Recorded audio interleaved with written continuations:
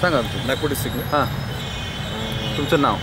मी प्राध्यापक शरद सूर्यवंशी, हां नागपूर जिल्हा ॲथलेटिक्स संघटनेचा सचिव आहे. हां आणि माझी आंतरराष्ट्रीय धावपटू पोलंडला 1987ला मी इंडिया रिप्रेझेंट केलेला आहे वर्ल्ड क्लास चॅम्पियनशिपला, आणि आता संघटक म्हणून काम करतो आहे. नागपूर जिल्ह्यात आता चांगली चळवळ ॲथलेटिक्सची झालेली आहे. सगळ्यात मोठं अचिव्हमेंट म्हणजे नागपूरला राजीव बालकृष्णन नागपूरचा त्यांनी ऑलिम्पिकला रिप्रेझेंट केलेलं आहे. त्यानंतर दुसरं अचिव्हमेंट आत्ता लेटेस्ट महत्त्वाचं राजीव बालकृष्ण यांनी कधी? Rajiv Balakrishnan Moscow Olympic, sorry Los Angeles Olympic. कोणत्या इव्हेंटमध्ये? स्प्रिंटला 100 होता.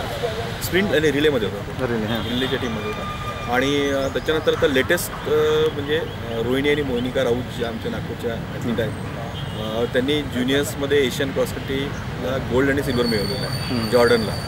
आणि आता येत्या एशियाडसाठी ते प्रयत्न करत आहेत.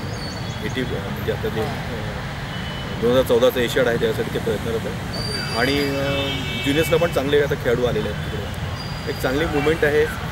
पुणे डिस्ट्रिक्ट जुना आहे पण आम्ही त्याला फॉलो करतो आहे.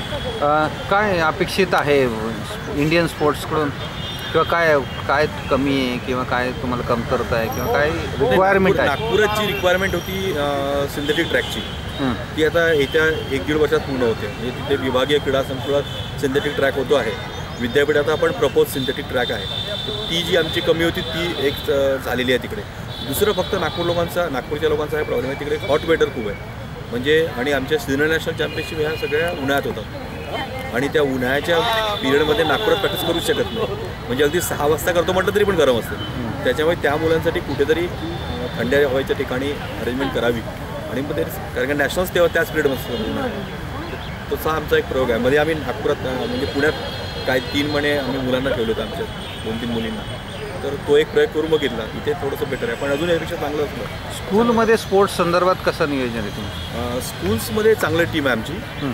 स्कूल्सला सायली वाघमारे नागपूरची जी आहे. नाही स्पोर्ट्स जनरल पर्सन नाही नागपुरात याला खूप चांगला रिस्पॉन्स आहे. म्हणजे ॲथलेटिक्स, त्याच्यानंतर बॅडमिंटनला चांगला रिस्पॉन्स आहे तिकडे. त्याच्यानंतर आमचं हँडबॉल चांगलं आहे, खो खो चांगलं आहे. म्हणजे 5-6 गेम आहेत की ज्याच्यात आम्ही डॉमिनेट करतो स्कूल लेवलला.